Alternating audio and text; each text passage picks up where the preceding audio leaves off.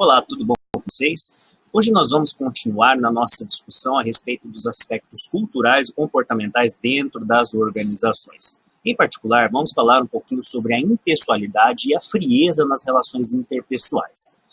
Quando vocês observam os aspectos relacionados aos relacionamentos dentro das organizações, tendo em vista o acirramento e a competitividade do mercado, este comportamento, como já temos discutido, ele vem, então, sendo apropriado pelas organizações como algo que faz parte, então, da sua cultura.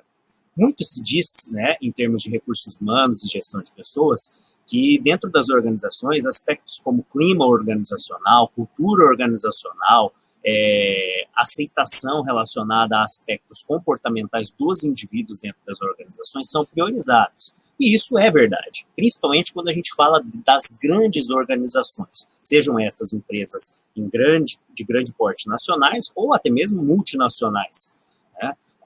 Essa é uma característica dos tempos modernos. Afinal de contas, nós temos, então, várias discussões em pauta, desde a diversidade, o acolhimento de aspectos relacionados a diferentes condições, então, de empregabilidade dos indivíduos, a aceitação de suas opções pessoais, de suas, então, características interpessoais e que fazem parte, então, naturalmente, do nosso dia a dia. Afinal de contas, somos todos uma sociedade, vivemos nessa sociedade e nós nos relacionamos. E isso no mundo inteiro tem sido pauta de discussão, inclusive dentro de aspectos que envolvem outras instâncias, como até mesmo economia, política, entre outros. Nós todos sabemos que estas discussões estão em pauta. O que não está em pauta é justamente o aspecto relacionado ao desenvolvimento das características de individualidade dentro das organizações. Eu pergunto para vocês, quantos de vocês têm compartilhado o conhecimento com seus colegas de trabalho? Entenderam? Dentro desse aspecto que já vem sendo uma provocação nas nossas discussões, nós precisamos lembrar que é difícil hoje você ter uma pessoa que dentro de uma organização por livre e espontânea vontade ensine algo ou ajude o seu colega, então, a se desenvolver.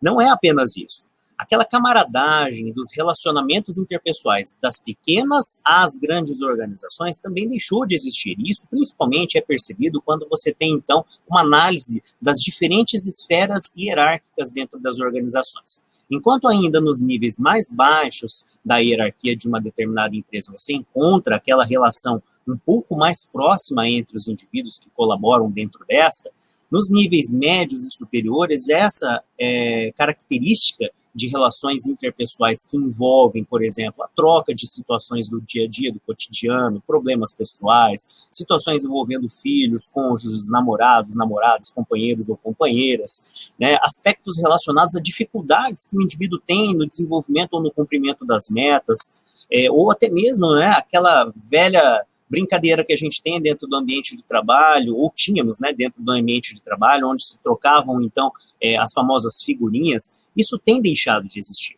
Quando você pega cargos de nível médio a superior, então entram nessa esfera coordenadores, supervisores, gerentes e, por fim, no caso, diretores-presidentes, vice-presidentes, presidentes, proprietários e acionistas, quando você pega, então, esses cargos, que não são poucos em determinadas empresas, você observa, então, que essas relações elas têm esfriado.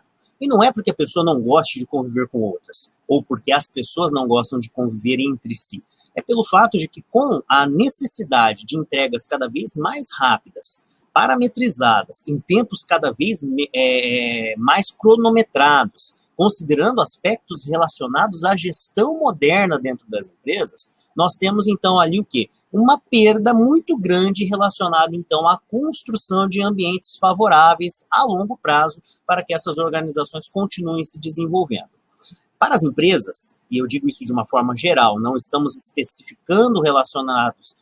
especificando no caso, porte destas empresas, sejam essas familiares ou grandes, podemos assim dizer, é muito bom que todo mundo entregue tudo no prazo, de acordo com o esperado, e independentes das circunstâncias que levaram a essas entregas. Mas, a longo prazo, o que se vê dentro de um aspecto relacionado a uma gestão mais voltada ao ser humano e menos voltada à produtividade, é que as empresas perderão e elas perderão pelo fato de que simplesmente você criará uma dependência de indivíduos extremamente especializados, extremamente capazes, e ao mesmo tempo você terá então cada vez menos compartilhamento e construção do conhecimento dentro das organizações. Outro aspecto que se perde é justamente então o quê? O fator humano em relação, então, à identificação de lacunas, tanto no que se refere ao desenvolvimento dos seus pares, quanto no que se refere, então, ao desenvolvimento de ambientes que sejam favoráveis ao acolhimento. Isso continua alimentando um turnover, ou seja, uma rotatividade, principalmente de colaboradores mais jovens dentro das organizações, e faz com que estas pessoas mais jovens que estão saindo dos bancos das faculdades, ou então dos cursos técnicos, ou então dos cursos de curta duração, que são cada vez mais utilizados para profissionalização e não necessariamente cursos superiores, faz com que essas pessoas, então, acabem sendo cada vez mais úteis e menos, então, partícipes do processo de desenvolvimento dessas organizações. Você terá, então, muitos profissionais extremamente capacitados, extremamente individualistas, extremamente competitivos, que não estarão, então, atuando por um longo período dentro de uma mesma empresa.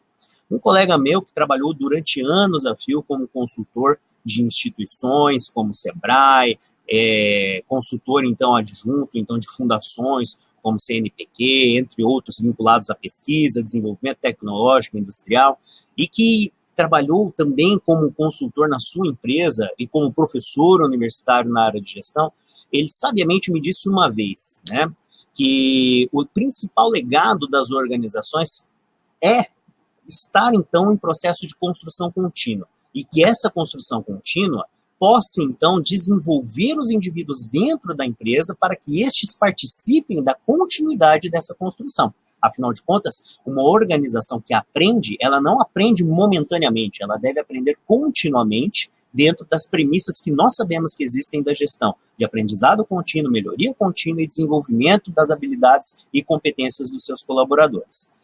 E dentro do aspecto geral, se você não tem ali uma construção contínua, ou se você usa, vamos imaginar uma analogia, para a construção de uma parede de tijolos diferentes, cada vez mais você terá diferenças dentro da empresa, e essas diferenças não serão a diversidade que tanto se espera que sejam acolhidas, mas sim, então, indivíduos que passam pela empresa e que não deixam suas marcas. Tá certo, pessoal? Um forte abraço, até a próxima. Se você gostou, clica aí então no positivo, curte, marca o sininho para você receber as próximas notificações de vídeos e até a próxima. Um forte abraço.